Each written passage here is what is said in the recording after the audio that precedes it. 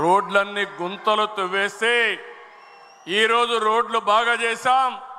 నేను ఒకటే హామీ ఇస్తున్నా, R&B రోడ్స్కి ప్రాబ్లం లేదు. వినూత్నంగా ఆలోచిస్తున్నా. One of the best logistics హబ్గా ఆంధ్రప్రదేశ్ని తయారు చేయాలని దగ్గర 1,20,000 కోట్ల రూపాయలు నేషనల్ హైవేస్ పైన ఖర్చు పెడుతున్నాం. దగ్గర 90,000 కోట్ల రూపాయలు రైల్వేస్ మీద ఖర్చు పెడుతున్నాం. R&B రోడ్స్ని పూర్తిగా ఇచ్చేస్తాం. తెలుగుదేశం పార్టీ హయాంలో 24,000 కిలోమీటర్లు గ్రామాల్లో సిమెంట్ రోడ్లు వేసిన పార్టీ తెలుగుదేశం పార్టీ అని చెప్పి కూడా నేను మీకు తెలియజేస్తున్నా. ఇవన్నీ కూడా మనం చేసి టూరిజానికి ఎక్కువ ప్రాధాన్యత ఇస్తున్నాం. భవిష్యత్తు అంతా కూడా టూరిజమే.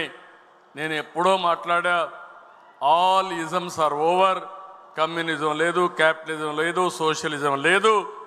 రాబోయే రోజుల్లో ఉండబోయేది ఒకే ఇజం, అది టూరిజం అని ఎప్పుడో చెప్పా.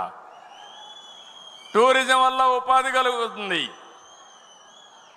ప్రతి ఒక్కరికి కూడా ఈజీగా ఉద్యోగాలు వచ్చే అవకాశం వస్తుంది. అందుకనే ఆంధ్రప్రదేశ్ రాష్ట్రంలో రాబోయే రోజుల్లో హోటల్ ఇండస్ట్రీ ఎక్కువ రావాలని ఇక్కడే గండికోట ఉంది.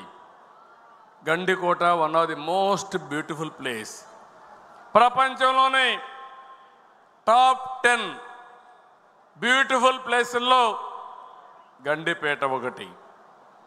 అంత మునుపు అభివృద్ధి ప్రారంభించాం, మళ్ళీ ఆగిపోయింది.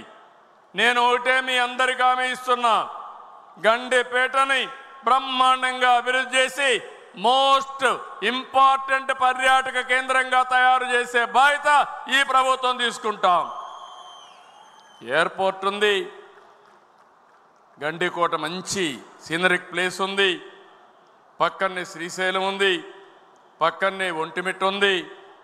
ఇవన్నీ అభివృద్ధి చేయడం పెద్ద కష్టం కాదని కూడా మీ అందరికీ తెలియజేస్తున్నా.